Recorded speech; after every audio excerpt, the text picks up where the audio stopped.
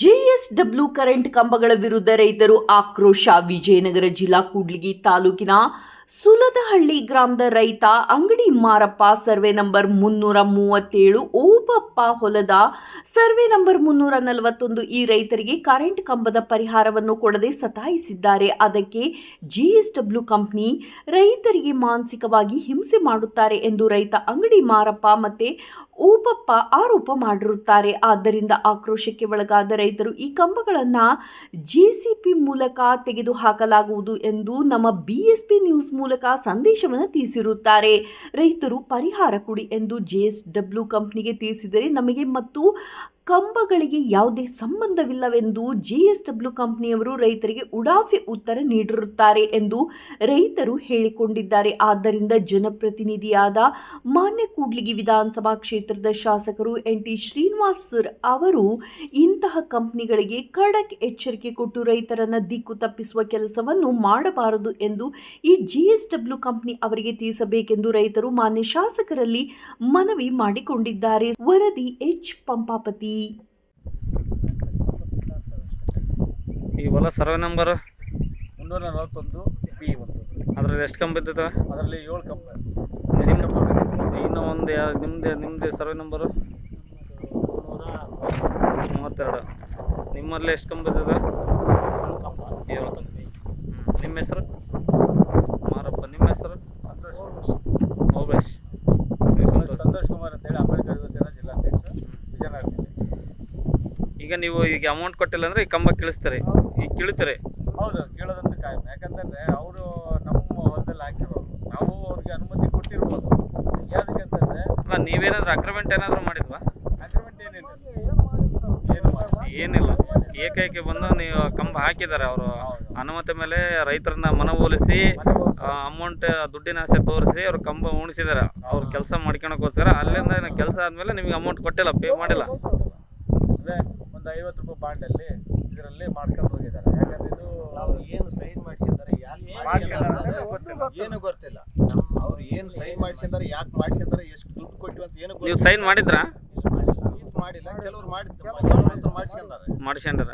ಅದರ ಯಾಕೆ ಮಾಡಿಸ್ಕೊಂಡಾರೆ, ಅದೇನು ಅಗ್ರಿಮೆಂಟ್ ಕಾಪಿ, ಅದು ಏನು ಹೆಂಗೆ, ಆಮೇಲೆ ಯಾವುದೇ ಒಂದು ಅಗ್ರಿಮೆಂಟ್ ಕಾಪಿ ಸಮೇತ ಯಾವುದೇ ರೈತರಿಗೆ ಕೊಟ್ಟಿಲ್ಲ.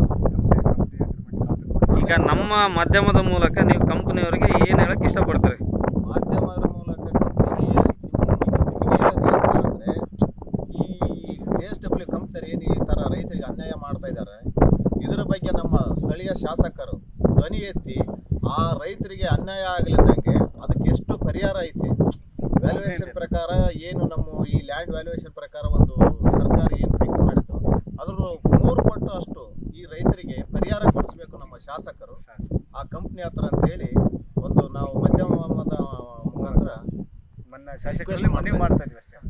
ಹಲವಾರು ಸಲ ಶಾಸಕರು ಮೀಟಿಂಗ್ನಲ್ಲಿ ಹೇಳ್ತಿದ್ರಲ್ಲ, ನೀವು ಯಾವುದೇ ಕಾರಣಕ್ಕೂ ಹೊಲ ಕೊಡಬೇಡ್ರಿ, ಕಂಬಗಳು ಕೊಡಬೇಡ್ರಿ, ಯಾವುದೇ ಕಾರಣ ಪರ್ಮಿಷನ್ ಕೊಡಬೇಡ್ರಿ, ನಿಮ್ಮ ಹೊಲ ನೀವು ಉಳಿಸಲ್ರಿ ಅಂತ ಹಲವಾರು ಸಲ ಮುನ್ನೆಚ್ಚರಿಕೆ ರೈತರಿಗೆ ಶಾಸಕರು ಮನವರಿಕೆ ಮಾಡ್ತಾ ಇದ್ದಾರಲ್ಲ.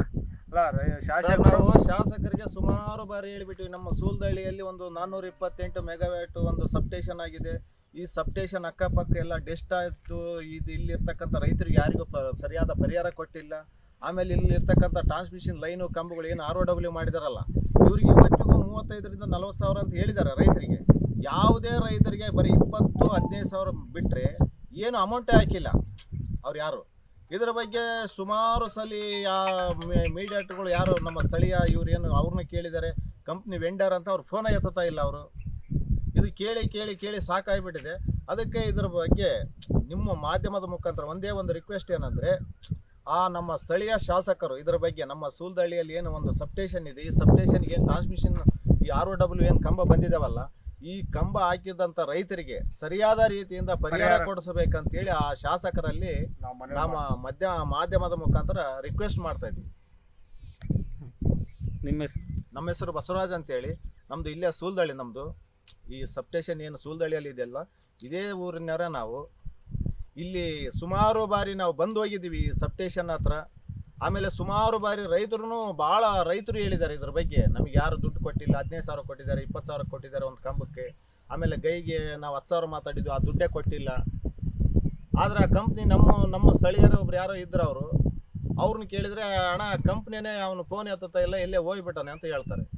ಈ ಸಬ್ಸ್ಟೇಷನ್ ಹತ್ರ ಬಂದು ಕೇಳಿದ್ರೆ ನಮಗೂ ಅದಕ್ಕೂ ಸಂಬಂಧನೇ ಇಲ್ಲ, ROW ಆ ಲೈನಿಗೂ ನಮಗೆ ಸಂಬಂಧ ಇಲ್ಲ ಅಂತ ಹೇಳ್ತಾರೆ. ನಾವು ವರ್ಕರ್ ಈ ವರ್ಕರ್ ಯಾರನ್ನ ಕೇಳೋದು?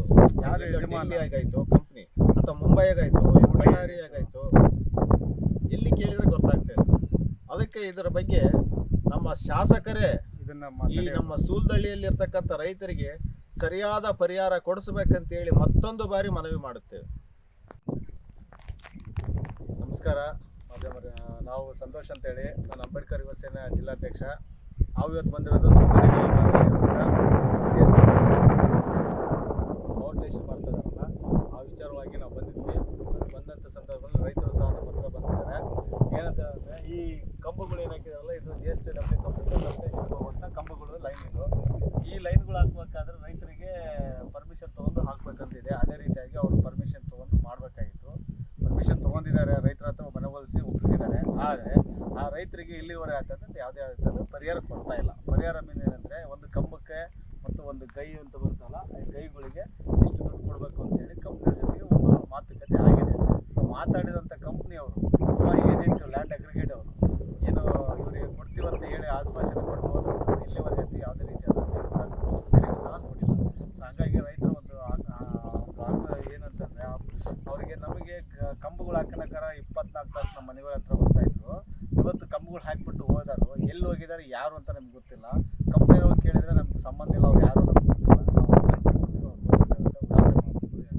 ಹಾಗಾದ್ರೆ ರೈತರಿಗೆ ಕಂಬಗಳು ಹಾಕಿದ್ಮೇಲೆ ಪರಿಹಾರ ಯಾರು ಕೊಡಬೇಕಾಗಿದೆ? ಕಂಪ್ನಿ ಕೊಡಬೇಕಾಗಿದೆ ಅಥವಾ ಇಲ್ಲಿ ಪ್ರಾಜೆಕ್ಟ್ ಮಾಡೋಕ್ಕೆ ಅವಕಾಶ ಕೊಟ್ಟಂಥ ಸರ್ಕಾರ ಕೊಡಬೇಕಾಗಿದೆ? ಸೊ ಇದ್ರ ಬಗ್ಗೆ ನಾವು ಕೇಳೋದಿಷ್ಟೇ. ರೈತರಿಗೆ ಯಾವ ರೀತಿ ಅನ್ಯಾಯ ಆಗಿದೆ ಅಂದರೆ ಅವರೇ ಹೇಳ್ತಿದ್ದಾರೆ. ಹೇಳೋಣ, ನಿಮ್ಗೆ ಏನಾಗೈತೆ ಹೇಳ? ಕಂಬ ದುಡ್ಡು ಬಿದ್ದಿಲ್ಲ ಸರ್. ಎಷ್ಟು ಒಂದು ಕಂಬಕ್ಕೆ ಎಷ್ಟು ಮಾತಾಡಿದ್ರಿ? ಕಂಬಕ್ಕೆ ಅವರು 40ರಿಂದ 50 ಸಾವಿರ ಮಾತಾಡಿದ್ವಿ ಸರ್. ಒಂದು ಕಂಬಕ್ಕೆ? ಒಂದು ಕಂಬಕ್ಕೆ.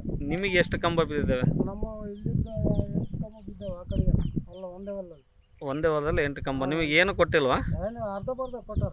ಅರ್ಧ ಬರ್ಧ ಅಂದರೆ ಅರ್ಧ ಬರ್ಧ ಎಷ್ಟು ಮಾತಾಡಿದ್ರು ಒಂದು ಕಂಬಕ್ಕೆ? ಅವ್ರು ಎಷ್ಟು ಕೊಟ್ಟಿದ್ದಾರೆ? ಅವ್ರು ಕೊಟ್ಟಾರ ಸ್ವಲ್ಪ ಕೊಟ್ಟಾರ. 15-20 ಸಾವಿರ ಕೊಟ್ಟಾರ ಒಂದು ಕಂಬಕ್ಕೆ 15-20 ಸಾವಿರ ಕೊಟ್ಟಿದ್ದಾರೆ. ಇನ್ನು ನಿಮಗೆ ಇನ್ನೂ ಕೊಡಬೇಕು. ಇನ್ನೂ ಭಾಳ ಬರ್ಬೋದು. ಇನ್ನು ಒಂದು ಕಂಬಕ್ಕೆ 15 ಸಾವಿರ ಕೊಡ್ಬೇಕು ನಿಮಗೆ. ಕಂಬಕ್ಕೆ ಬೇರೆ, ಗೈಕು ಬೇರೆ, ಗೈಕು ಬೇರೆ, ಗೈದು ಬೇರೆ, ಕಂಬದ್ದು ಬೇರೆ ಅಮೌಂಟ್. ಹಾಂ ಹಾಂ. ಆಮೇಲೆ ಇನ್ನೊಂದು ಏನಾಗ್ತಿದೆ, ಈ ಲ್ಯಾಂಡ್ ಅಗ್ರಿಗೇಟರ್ ಏನು ಮಾಡ್ತಾರೆ ಅಂದರೆ, ಕಂಪ್ನಿ ಕಡೆಯಿಂದ ಒಂದು PO ಮಾಡ್ಕೊಂಬಿಟ್ಟು, ಕಂಪ್ನಿ ಕಡೆಯಿಂದ ಅಗ್ರಿಮೆಂಟ್ ಮಾಡ್ಕೊಂಬಿಟ್ಟು ರೈತರಿಗೆ ಅವು ಯಾವ ಗೊತ್ತಿರಲ್ಲ. ಸೊ ಅಂತ ಏನು ಮಾಡ್ತಾರೆ, 15 ಸಾವಿರ ಕೊಡ್ತಾರೆ ನೋಡು, ಅದೇನು ಗೌರ್ಮೆಂಟ್ ಇದು ಮಾಡ್ತಾರೆ, ಸರ್ಕಾರ ಪ್ರಾಜೆಕ್ಟ್ ನೋಡಿ ಇದು ಹಂಗೆ ಇದೆ ನೋಡು ಅಂತ ಅವ್ರನ್ನ ಒಂದು ಎದುರಿಸೋದ ರೀತಿ ಅಥವಾ ಮನವೊಲಿಸೋ ರೀತಿ ಗೊತ್ತಿಲ್ಲ. ಆದರೆ ಕಂಪ್ನಿಯ ಒಂದು PO ಪ್ರಕಾರ, ಕಂಪ್ನಿಯ ಮಾತುಕತೆ ಪ್ರಕಾರ ರೈತರಿಗೆ ನೀಡಿಲ್ಲ ಅನ್ನೋದು ನಮ್ಮ ಆಪಾದನೆ. ಸೊ ಕಂಪ್ನಿದು ಏನಿದೆಯೋ ಆ ಕಂಪ್ನಿ ರೇಟ್ ಏನಿದೆ ಅದನ್ನು ಕೊಡಬೇಕಾಗಿರೋದು ಒಬ್ಬ ಏಜೆಂಟ್ರಿಗೆ, ಅದು ಏನು ಕಂಪ್ನಿ ಕೆಲಸ. ಸೊ ಕಂಪ್ನಿಯವ್ರು ಏನು ಮಾಡ್ತಾರೆ, ಅವರಿಗೆ ಪ್ರತ್ಯೇಕವಾಗಿ ಲ್ಯಾಂಡ್ ಅಗ್ರಿಗೇಟರ್ಗೆ ನೀವು ಈ ಲೈನ್ ತರಬೇಕು ಅಂತೇಳಿ ಒಂದು ಕಾಂಟ್ರಾಕ್ಟ್ ಕೊಟ್ಟಿರ್ತಾರೆ. ಆ ಕಾಂಟ್ರಾಕ್ಟ್ ತಗೊಂಡಂಥ ವ್ಯಕ್ತಿಗಳು ಸರಿಯಾದ ರೀತಿಯಲ್ಲಿ ಕಂಪ್ನಿಯ ಒಂದು ಏನು ರೇಟ್ ಇರುತ್ತೋ ಆ ರೇಟನ್ನು ರೈತರಿಗೆ ನೀಡ್ತಾ ಇಲ್ಲ. ಸೊ ಅದಕ್ಕೋಸ್ಕರ ಇಂಥ ಮೋಸ ಮಾಡ್ತಿದ್ರು. ರೈತರಿಗೆ ಮಾತಾಡಿರುವಂಥ ದುಡ್ಡನ್ನೇ ಸರಿಯಾಗಿ ಮುಟ್ಟಕ್ಕಾಗ್ತಾ ಇಲ್ಲ ಇಂಥ ಕಂಪ್ನಿಗಳು. ಮತ್ತು ಯಾರ ಹತ್ರ ಹೋಗ್ಬೇಕು ಇವರು? ಹಾಗಾದರೆ ಈ ಥರ ಮೋಸ ಮಾಡುವುದಾದರೆ ಈ ಕಂಪ್ನಿಗಳು ಯಾಕಿಲ್ಲ, ಇದನ್ನು ಕಿತ್ತಾಕ್ಬಿಡ್ತೀವಿ ನಾವು ಅನ್ನೋದೇ ನಮ್ಮ ಒಂದು ಆಪಾದನೆ. ನಿಮ್ಗೆ ಅಮೌಂಟ್ ಕೊಟ್ಟಿಲ್ಲ ಅಂದರೆ ಕಂಬ ಕಿತ್ತಾಕ್ತಾರೆ ನೀವು? ಕಿತ್ತಾಕ್ತೀವಿ ನಾವು, ಕೇಳೋದಂತೂ ಕಾಯಂ ಇದೆ. ಸೊ ಅದಕ್ಕೋಸ್ಕರ ಇದಕ್ಕೆ ನಾವೇನಾದರೂ ಕಂದಾಯ ಇಲಾಖೆ ಕೇಳೋಕ್ಕೆ ಬರೋದಿಲ್ಲ. ಯಾಕೆ ಬರೋದಿಲ್ಲ ಅಂದರೆ, ನಿಮ್ಮ ಪಟ್ಟ ಜಾಮದಲ್ಲಿ ನೀವು ನಮ್ಗೆ ಕೇಳ್ಬಿಟ್ಟು ಹಾಕಿದ್ದೀರ ಅಂತ ಬರ್ತಾರೆ. ಸೊ ಹಾಗಾಗಿ ನಾವು ಹೇಳ್ತಾ ಇರೋದೇನೆಂದರೆ, ಕಂಪ್ನಿಗೆ ಪರ್ಮಿಟ್ ಕೊಡಬೇಕಾದ್ರೆ ರೈತರನ್ನು ಮನವೊಲಿಸ್ಬೇಕು ಅಂತೇಳಿ ಸರ್ಕಾರ ಏನು ಹೇಳುತ್ತೆ. ರೈತರಿಗೆ ಮೋಸ ಮಾಡಿ ಹೋಗಂತ ಯಾವ ಸರ್ಕಾರ ಹೇಳಲ್ಲ, ಮತ್ತು ಯಾವ ಅಧಿಕಾರಿಗಳು ಹೇಳಲ್ಲ. ಸೊ ಆದರೆ ಬರುವಂಥ ಕಂಪ್ನಿ ಇವ್ರು ಏನು ಮಾಡ್ತಾರೆ, ಇವರಿಗೆ ರೈತರಿಗೆ ಒಂದು ಸ್ವಲ್ಪ ದುಡ್ಡು ಹಾಕಿಬಿಟ್ಟು ಅವರು ನೀವು ಈಗ ಕಂಬ ಕೀಳ್ತೀರ ಅಂತ ಹೇಳ್ತಾರಲ್ಲ, ನಿಮ್ಗೆ ಅಮೌಂಟ್ ಕೊಟ್ಟಿಲ್ಲ, ನೀವು ಕೀಳ್ತೀರ ಅಂತ, ಇದಕ್ಕೇನು ಗಡುವು ಏನಾದರೂ ಕೊಡ್ತಾರೆ ಇವರಿಗೆ? ಗಡುವಾಗಲಿ ಈಗ 5-6 ತಿಂಗಳಾಯ್ತು. 5-6 ತಿಂಗಳಿಂದ ವೇಟ್ ಮಾಡ್ತಾ ಇದ್ರೆ ನಿಮಗೆ ಪರಿಹಾರ ಕೊಟ್ಟಿಲ್ಲ ಅಂದ್ರೆ ನಿಮಗೆ ಅನ್ಯಾಯ ಮಾಡ್ಕೊಂತಾನೆ ಇದ್ದಾರೆ ಅವರು. ನೀವು ಕೇಳಿದ್ರೆ ಪಕ್ಕದಲ್ಲೇ ಕಂಪ್ನಿ JSW ಕಂಪ್ನಿ ಪಕ್ಕದಲ್ಲೇ ಇದೇ ಕಂಪ್ನಿಗೆ ಪವರ್ ಸ್ಟೇಷನ್ ಹೋಗ್ತಾ ಇದೆ, ಇದೇ ಲೈನ್ ಹೋಗ್ತಾ ಇದೆ. ಹೋಗಿ ಕೇಳ್ತಾ ಇದೀವಿ, ನೋಡಿ ನೀವು ದುಡ್ಡು ಕೊಡಲಿಲ್ಲ ಅಂದ್ರೆ ನಾವು ಕಂಬ ಕೇಳ್ತೀವಿ, ಅದು ನಮ್ಮ ಸಂಬಂಧ ಇಲ್ಲ ಅಂತ ಹೇಳ್ತಾ ಇದ್ದಾರೆ. ಬಟ್ ಯಾರು ಸಂಬಂಧ ಇದಕ್ಕೆ? ಹಾಗಾದ್ರೆ ನಾವು ಕಂಬ ಕೇಳ್ಬೋದಲ್ವಾ? ಅಲ್ಲ, ನಿಮ್ಗೆ ಒಂದೇ ಕೊಟ್ಟಿಲ್ವಾ ಅಥವಾ ಎಲ್ಲರಿಗೂ ಕೊಟ್ಟಿಲ್ಲ? ಈ ಲೈನ್ ಎಲ್ಲ ಈಗ ಇವ್ರ ಹೊಲದಲ್ಲಿ 8 ಕಂಬಗಳು ಬಿದ್ದಾವ, ಇವ್ರ ಹೊಲದಲ್ಲಿ 7 ಕಂಬಗಳು ಬಿದ್ದಿದ್ದಾವ. ಟೋಟಲಿ ಒಂದು 15 ಕಂಬಗಳು ಈಗ ಆಲ್ರೆಡಿ ಬಿದ್ದಿದ್ದಾವೆ. 15 ಕಂಬಗಳಿಗೆ ದುಡ್ಡು ಕೊಡ್ತಾ ಇಲ್ಲ. ಅದಕ್ಕೋಸ್ಕರ ಕೇಳಿದರೆ GSW ನೋಡಿದರೆ ಎಲ್ಲ ಪೇಮೆಂಟ್ ಮಾಡಿದ್ದೀವಿ ಅಂತ, ಇಲ್ಲಿ ಲ್ಯಾಂಡ್ ಅಗ್ರಿಗೇಟ್ ಕೇಳಿದರೆ ನಮ್ಗೆ ಪೇಮೆಂಟ್ ಮಾಡಿಲ್ಲ ಅಂತ ಹೇಳ್ತಾರೆ. ಸೊ ಯಾವ್ದು ಸತ್ಯ ಯಾವ್ದು ಸುಳ್ಳು ಗೊತ್ತಾಗ್ತದೆ. ಅದಕ್ಕೆ ಕಂಬಗಳನ್ನ ನಾವು ಬೀಳ್ತೀವಿ ಅಷ್ಟೇ, ಏನು ಮಾಡೋಕ್ಕಾಗಲ್ಲ ಅಂತ ನಮ್ಮ ರೈತರು ಆಕ್ರೋಶ ಇದೆ ಅಷ್ಟೇ. ಮತ್ತು ಯಾಕೆ ಕ್ರಮ ಜರುಗಿಸ್ತಾ ಇಲ್ಲ? 4 ತಿಂಗಳಗಟ್ಟಲೆ 24 ಗಂಟೆ ಒಳಗಡೆ ನೀವು ಖುದ್ದಾಗಿ ಹಾಜರಾಗಿ ಲಿಖಿತ ಹೇಳಿಕೆ ಕೊಡಬೇಕಂತ ಹೇಳೋರು ಇವರೇ. 4 ತಿಂಗಳಾದ್ರೂ ಕಂಬಗಳು ತೆಗೆಸ್ತಾ ಇದ್ದಾರೆ ಇವರೇ. ಅಂದರೆ ಇಲ್ಲಿ ಏನು ಅರ್ಥ ಆಗ್ತಿದೆ? ಯಾಕೆ ತಾಲೂಕು ದಂಡಾಧಿಕಾರಿಗಳು ಈ ಒಂದು ಇಂಥ ಕೆಲಸಗಳನ್ನು ಕೇಳಕ್ಕೆ ಹೋದ್ರೆ ಕಾನೂನು ಎಲ್ಲ ನಮ್ಗೆಲ್ಲ ಗೊತ್ತಿದೆ ಅಂತ. ಅಲ್ಲ, ಕಾನೂನು ನಮ್ದು, ಲ್ಯಾಂಡ್ ಸರ್ಕಾರ ಅವ್ರದನ ಲ್ಯಾಂಡ್ ನಮ್ದು ಅಂತ ಹೇಳಿದ್ರ ತಹಸೀಲ್ದಾರ್? ನಾವೇನೇನು ಕಂಪ್ಲೇಂಟ್ ಕೇಳಕ್ ಹೋದ್ರೆ ಇದೇ ಕೂಡ್ಲಿಗೆ ಹತ್ರ ಇದು PRD ಡಿಪಾರ್ಟ್ಮೆಂಟ್ ಇದೆ, ಸ್ಲಮ್ ಬೋರ್ಡ್ ನಡೀತಾ ಇದೆ. ಸ್ಲಮ್ ಬೋರ್ಡ್ ಮನೆಗಳು ನಡೀತಾ ಇದ್ದಾವೆ. ಒಂದೇ ಲ್ಯಾಂಡ್ ಸರ್ಕಾರ ಲ್ಯಾಂಡಲ್ಲಿ 4 ಕಂಬಗಳು ಬಿದ್ದಿದ್ದಾವೆ. ಎಂಥವು 220 ಲೈನ್ ಕಂಬಗಳು ಬಿದ್ದಿದ್ದಾವೆ. ನಾವು ಒಬ್ಬ ರೈತರು ಒಂದು 4 ಎಕರೆ ಒಂದು ಎಕರೆ ಜಮೀನು ನೋಡ್ಕೊಂಬಿಟ್ಟು ಉಳುಮೆ ಮಾಡ್ತಾ ಇದ್ದಾಳೆ. ಅಲ್ಲೇನೋ ಒಂದು ಮನೆ ಕಟ್ಕೊಂಡಿದ್ದಾರೆ. ಆಯಮ್ಮಗೆ ಮನೆ ಕೀಳು ಅಂತ ಹೇಳ್ತಾಳೆ. ಕಟ್ಕೊಂಡ್ರೆ ಮನೆ ಬದುಕಕ್ಕೆ ಊರಲ್ಲಿ ಮನೆ ಇಲ್ಲ. ಅಲ್ಲಿ ಏನೋ ಹೊಲ ಮಾಡ್ಕೊಂಡಾಳ, ಪಟ್ಟ ಲ್ಯಾಂಡು ಪಕ್ಕಕ್ಕೆ ಒಂದು ಗೌರ್ಮೆಂಟ್ ಲ್ಯಾಂಡ್ ಇತ್ತು, ಅದು ಉಳುಮೆ ಮಾಡಿ ಸುಮಾರು ವರ್ಷಗಳು ಉಳುಮೆ ಮಾಡ್ಕೊಂಡ್ರೆ ಮನೆ ಕಟ್ಕೊಂಡ್ರೆ ನೀನು ಯಾರು ಪರ್ಮಿಷನ್ ಅಂತೇಳಿ ಕಟ್ಕೊಂಡಿ ಮನೆ ಅಂತ ರೈತರಿಗೆ ಆ ಹೆಣ್ಮಗಳಿಗೆ ಕೇಳ್ತಾರೆ. ಅಂದ್ರೆ ರೈತರಿಗೆ ಧಮಕಿ ಹಾಕ್ತಾರೆ, ಕಂಪನಿಗಳ ಮೇಲೆ ಧಮಕಿ ಆಗ್ತಾ ಇಲ್ಲ. ದೇವದಾಸಿ ತಾಯಿ ಮಗಳು, ಗಂಡ ಇಲ್ಲ, ಗಂಡನೂ ಒಂದು ಸ್ವಲ್ಪ ಡೈವರ್ಸ್ ಆಗಿ ದೂರ ಆಗಿದ್ದಾರೆ. ಅಲ್ಲಿ ಊರಲ್ಲಿ ಮನೆ ಇಲ್ಲ, ಇಲ್ಲಿ ಏನೋ ಹೊಲದಲ್ಲಿ ಬಂದ್ಬಿಟ್ಟು ಒಂದು ಮನೆ ಕಟ್ಕೊಂಡ. ನೀನು ಯಾರು ಪರ್ಮಿಷನ್ ತೊಗೊಂಡು ನೀನು ಮನೆ ಕಟ್ಟಿ ಅಂತ ಧಮಕಿ ಹಾಕಿ ಕೇಳೋ ಅಧಿಕಾರ ಇದೆ ಅಂತ ಅಧಿಕಾರಿಗಳು ಯಾರು ಪರ್ಮಿಷನ್ ಕೇಳಿ ಇಷ್ಟೊಂದು ಕಂಬಗಳು ಹಾಕಿದ್ದಾರೆ? ಯಾಕೆ ಕೇಳಲ್ಲ? ಇದನ್ನು ನೋಟಿಸ್ ಕೊಟ್ಟಿದ್ದೀರಾ? ನಾವು ನೋಟಿಸ್ ಕೊಟ್ಟಿಲ್ಲ ಅಂತ ಹೇಳಲ್ಲ. ನಾವು ನೋಟಿಸಿಗೆ ಆಟೆಯಲ್ಲಿ ಹಾಕಿದ್ರೆ ತಿಳುವಳಿಕೆ ಪತ್ರ ಕೊಡಿ ಅಂತ ಹೇಳೋಣ ಸರ್. ಇದು ಮಾಧ್ಯಮದ ಮುಖಾಂತರ ಮತ್ತೊಂದು ಮನವಿ ಮಾಡೋದು ಏನಂದ್ರೆ, ನಮ್ಮ ಸೂಲ್ದಳ್ಳಿಯಲ್ಲಿ ಏನೋ ಒಂದು ಸಬ್ಸ್ಟೇಷನ್ ಇದೆಯಲ್ಲ, ಈ ಸಬ್ಸ್ಟೇಷನ್ಗೆ ಸುಮಾರು ಸರ್ಕಾರಿ ಲ್ಯಾಂಡಲ್ಲೆಲ್ಲ ಕಂಬಗಳು ಹಾಕಿದ್ದಾರೆ. ಇದೆ ಟ್ರಾನ್ಸ್ಮಿಷನ್ ಲೈನು ಕಂಬಗಳು ಒಂದು 30ರಿಂದ 35 ಕಂಬ ಹಾಕಿದ್ದಾರೆ ಸರ್ಕಾರಿ ಲ್ಯಾಂಡಲ್ಲಿ. ಆಮೇಲೆ ದೊಡ್ಡ ಗೋಪುರ ಕಂಬ 220 ಲೈನ್ ಕೂಡ ಒಂದು 15 ಕಂಬ ಹಾಕಿದ್ದಾರೆ. ಆಲ್ರೆಡಿ ಫೌಂಡೇಶನ್ ಹಾಕಿದ್ದಾರೆ. ಈ 33 ಲೈನ್ ಮಾತ್ರ ಅಲ್ಲೆಲ್ಲ ಕಂಬನ ಹಾಕಿದ್ದಾರೆ. ಇದರ ಬಗ್ಗೆ ಅಧಿಕಾರಿಗಳು ಸರಿಯಾದ ರೀತಿಯಿಂದ ಗಮನ ಕೊಡ್ತಾ ಇಲ್ಲ, ಅವ್ರ ಬಗ್ಗೆ ಆ್ಯಕ್ಷನ್ನು ತಗೊಂತ ಇಲ್ಲ. ಅಧಿಕಾರಿ ಗಮನಕ್ಕೆ ತಗೊಂಡಿದ್ರ? ಅಧಿಕಾರಿಗಳಿಗೆ ಲೆಟರ್ ಕೊಟ್ಟಿವಿ, ಕಂಪ್ಲೇಂಟ್ ಕೊಟ್ಟಿವಿ. ಯಾವ ಅಧಿಕಾರಿಗಳಿಗೆ ಕೊಟ್ಟಿದ್ರು? ತಹಸೀಲ್ದಾರಿಗೆ ಕೊಟ್ಟಿವಿ. ಏನಂದ್ರು ತಹಸೀಲ್ದಾರ್? ತಹಸೀಲ್ದಾರ್ ಕೊಟ್ಟಿವಿ, ಆಯ್ತು ನಾವು VIಗೆ ಹೇಳ್ತೀವಿ, RIಗೆ ಹೇಳ್ತು ಅಂತಂದು ಹೇಳಿದ್ದಾರೆ. ಬಟ್ ಅವನ್ನ ರಿಮೂವ್ ಮಾಡಕ್ಕೆ ಕಿಳಿಸಕ್ಕೆ ಹೇಳ್ತು ಅಂತಾರೆ. ಬಟ್ ಕಿಳಿಸಿಲ್ಲ, ಇದುವರೆಗೆ ಆದ್ರೂ ಕಿಳಿಸಿಲ್ಲ. ತಹಸೀಲ್ದಾರ್ ಆಗಿರ್ಬೋದು, RI ಆಗಿರ್ಬೋದು, VI ಆಗಿರ್ಬೋದು, ಇವತ್ತಿಗೂ ಕಂಬ ಹಂಗೆ ಇದ್ದಾವೆ.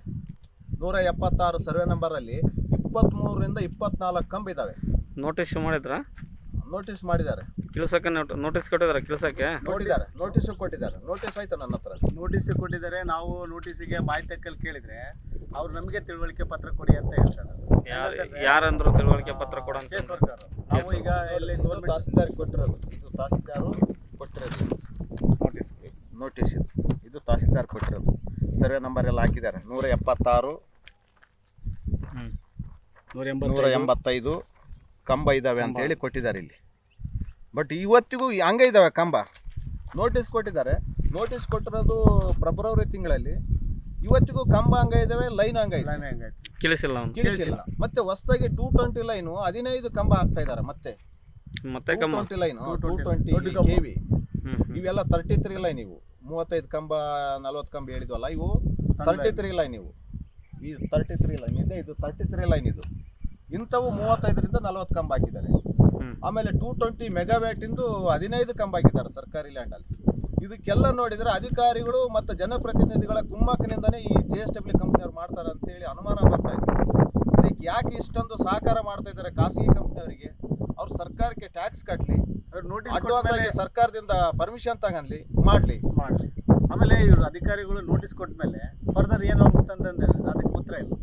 ಹಾಗಾದ್ರೆ ಏನಂತ ತಿಳ್ಕೊಬೇಕು ನಾವು ಅಧಿಕಾರಿಗಳನ್ನ? ನೋಟಿಸ್ ಕೊಡೋ ಉದ್ದೇಶ ಏನು? ಕರ್ಸ್ಕೊಳ್ಳೋದಾ? ಕರ್ಸ್ಕೊಂಡ್ಬಿಟ್ಟು ಮಾತುಕತೆ ಮಾತಾಡ್ಬಿಟ್ಟು ಕಳಿಸ್ಕೊಡೋದಾ? ಇದೇನಾ ನೋಟಿಸ್ ಕೊಡೋ ಉದ್ದೇಶ? ಎಷ್ಟು ನೋಟಿಸ್ ಕೊಟ್ಟಿದ್ದಾರೆ ಈಗ ಕಂಪ್ನಿಗೆ? ಯಾರು ಕರ್ಕೊಂಡು ಮಾತಾಡಿದ್ದಾರೆ? ಇಲ್ಲಿ ನಮ್ಮ ಕೂಡ್ಲಿ ತಾಲೂಕು ಒಳಗಡೆ 34 ಕಂಪ್ನಿಗಳು ಇದಾವೆ. ಇದೇ ಥರ GSW ಥರ O2 ಪವರ್ ಇದೆ, ಕ್ಲೀನ್ ಮ್ಯಾಕ್ಸ್ ಇದೆ. ಅಲ್ರಿ ಸಂತೋಷ್ ಕುಮಾರ್ ಅವರೇ, ನೀವು ನೋಟಿಸ್ ಕೊಟ್ಟು ಕರ್ಕೊಂಡು ಮಾತಾಡಿರ ಅಂತ ಹೇಳಿದ್ರೆ ಯಾರು ಕರ್ಕೊಂಡು ಮಾತಾಡಿ? ನೋಟಿಸು ಕೊಡ್ತಾ ಇದ್ದಾರೆ. ಕೊಟ್ಟಾದ್ಮೇಲೆ ಇವ್ರ ಕ್ರಮ ಏನು? ಅಥವಾ ನೋಟಿಸ್ ಕೊಟ್ಮೇಲೆ ನಮ್ಗೆ ಅನುಮಾನ ಬರ್ತಾ ಇದೆ. ನೋಟಿಸ್ ಕೊಟ್ಮೇಲೆ ಇವ್ರೇನು ಕರ್ಸ್ಕೊಂಡ್ಬಿಟ್ಟು ಏನು ಮಾತುಕತೆ ಮಾತಾಡ್ತಾರೋ ಏನು ಅಂಬೋದು ನಮಗೆ ಅನುಮಾನ ಇದೆ. ಅನುಮಾನ ಇದೆ. ಯಾಕಂತಂದ್ರೆ ನಾವು ಒಂದು ನೋಟಿಸ್ ಅಲ್ಲ ಇಂಥ ನೋಟಿಸ್ ನೋಡ್ತಾ ಇರೋದು, ಸುಮಾರು 34 ಕಂಪ್ನಿಗಳಿಗೆ ನೋಟಿಸ್ ಕೊಟ್ಮೇಲೆ ಸರ್ ನೋಟಿಸ್ ಅಲ್ಲಿ ಹೇಳ್ತಾರೆ 24 ತಾಸೊಳಗೆ ನೀವು 24 ಗಂಟೆ ಒಳಗೆ ಆಫೀಸಿಗೆ ಬಂದು ನೀವು ಉತ್ತರ ನೀಡ್ರಿ ಅಂತ ಹೇಳ್ತಾರೆ. ಉತ್ತರ ನೀಡ್ರಿ ಅಂದ್ರೆ ಈಗ ಹೇಳಿ ಹೆಚ್ಚು ಕಡಿಮೆ ಫೆಬ್ರವರಿ 15 ಅಂದ್ರೆ ಈಗ ಹೆಚ್ಚು ಕಡಿಮೆ 4 ತಿಂಗಳಾಯ್ತು. ಇನ್ನೂ ಉತ್ತರ ನೀಡಿಲ್ಲ. 4 ತಿಂಗಳಾಯ್ತು. ಆದ್ರೂ ಆ ಕಂಬ ಹಂಗ ಇದಾವೆ, ಲೈನ್ ಹಂಗೈತೆ. ಅಧಿಕಾರಿಗಳು ಮಾತ್ರ ಯಾವುದೇ ಕ್ರಮ ಜರುಗಿಸಿಲ್ಲ. ಅಂದ್ರೆ ನೋಟಿಸ್ 24 ಗಂಟೆ ಒಳಗ ಅಂದ್ರೆ ನಿಮ್ಮ ದೂರುಗಳು ಏನಂದ್ರೆ ಹಾಗಾದ್ರೆ ನೋಟಿಸ್ ತಗೊಂಡಿಲ್ವಾ ಕಂಪ್ನಿಯವರು? ನೋಟಿಸ್ ತಗೊಂಡಿರಲಿಲ್ಲ ಕಂಪ್ನಿಯವರು, ಅಥವಾ ಲ್ಯಾಂಡ್ ಅಗ್ರಿಗೇಟರ್ ಲ್ಯಾಂಡ್ ಓನರ್ ಏನಾದ್ರು ಅವ್ರ ಹೆಸರಿಗೆ ನೋಟಿಸ್ ಕೊಟ್ಟ, ಲ್ಯಾಂಡ್ ಓನರ್ ಏನಾದ್ರು ಹೋಗಿ ಕಂಡಿದ್ದಾರೆ? ಇದೆ ನೋಡ್ರಿ ಇಲ್ಲಿ ಇದು ಕಂಪ್ನಿದು ಸರ್ವೆ ನಂಬರ್, ಇದು ಕಂಬ ಹಾಕಿದ್ದಾರೆ ಅಂತ ಹೇಳಿದ್ದಾರೆ. ಆಮೇಲೆ 95, 96 ಅಲ್ಲಿ ಉಲ್ಲಂಘನೆ ಆಗಿದೆ ಅಂತ ಹೇಳಿ ಕ್ಲಿಯರ್ ಆಗಿ ಹೇಳಿದ್ದಾರೆ ಇಲ್ಲಿ. ಆಮೇಲೆ ಇಲ್ಲಿ ಹೇಳಿದ್ದಾರೆ ನೋಡ್ರಿ 24 ತಾಸು ಒಳಗೆ 24 ಗಂಟೆ ಒಳಗೆ 24 ಗಂಟೆ ಒಳಗಾಗಿ ಅಂತ ಹೇಳಿದ್ದಾರೆ. ಲಿಖಿತ ಹೇಳಿಕೆ ನೀಡಬೇಕು ಹೇಳಿ. ಆಮೇಲೆ ಅವ್ರದೇ ನಮ್ಮ ತಹಸೀಲ್ದಾರ್ ಇವರೇ ಸೈನ್ ಮಾಡಿ ಅವ್ರದೇ ಸೈನ್ ಮಾಡಿದ್ದಾರೆ. ಅವ್ರ ಹತ್ರನೇ ನಾವು ದೃಢೀಕರಿಸಿ ನಾವು ತಗೊಂಡಿದ್ವಿ RTI ಅಲ್ಲಿ. ಈ ನೋಟಿಸ್ ಕೊಟ್ಮೇಲೆ ಈ ತರ ನೋಟಿಸ್ಗಳು ಇಡೀ ತಾಲೂಕಲ್ಲಿ ನೋಡಿದ್ರೆ ಸುಮಾರು 1000 ಕಂಬ ಹಾಕಿಬಿಟ್ಟಾರೆ ಇಡೀ ತಾಲೂಕಲ್ಲಿ ಸರ್ಕಾರಿ ಲ್ಯಾಂಡ್ ಅಲ್ಲಿ. ಅಂದ್ರೆ ನೋಟಿಸ್ ಕೊಡೋ ಉದ್ದೇಶ ಏನು?